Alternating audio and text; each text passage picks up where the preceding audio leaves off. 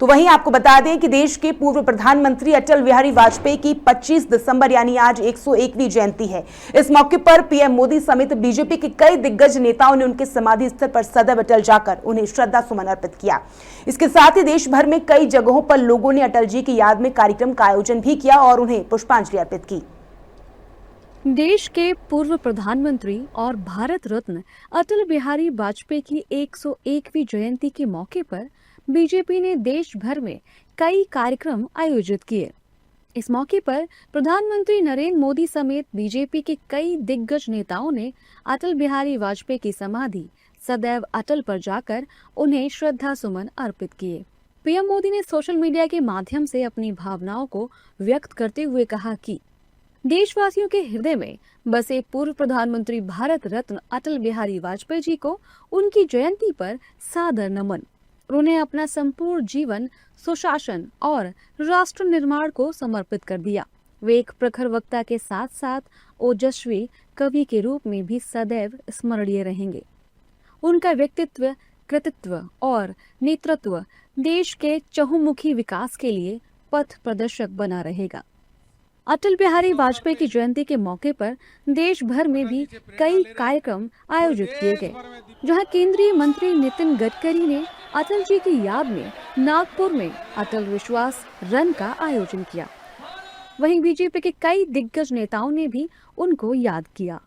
अटल बिहारी वाजपेयी हमारे सबके प्रेरणा स्रोत है और उनके जन्म शताब्दी के इस साल में निश्चित रूप से आगे के भविष्य के भारत की जो संकल्पना वाजपेयी जी की थी उसको पूरा करना यही उनके लिए सही श्रद्धांजलि है। वो विशाल हृदय के असामान्य नेता थे कि विशेष रूप से इस देश के लिए उन्होंने अपने जीवन को समर्पित किया था।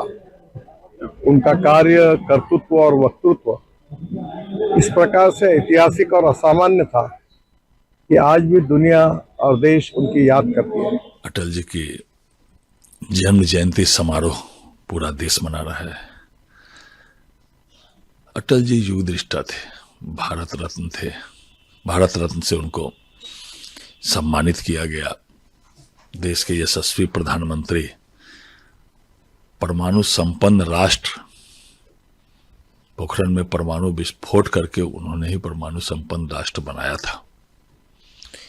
और मैं तो मूलतः मिथिला से आता हूं। मिथिला के लोग अटल जी के जीवन भर हमेशा ऋणी रहेंगे।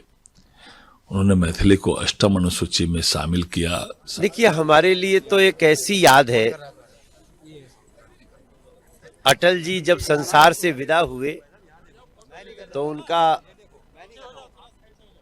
मैं तब प्रदेश अध्यक्ष था और हम लोगों ने अपने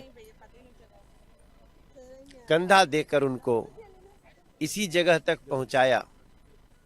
प्रधानमंत्री जी कार्यालय से, बीजेपी कार्यालय से यहाँ तक पैदल चले।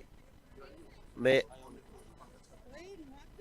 पूरे देश को बताना चाहता हूँ कि अटल जी आज भी जिंदा है अपने विचारों में, अपनी कविताओं में।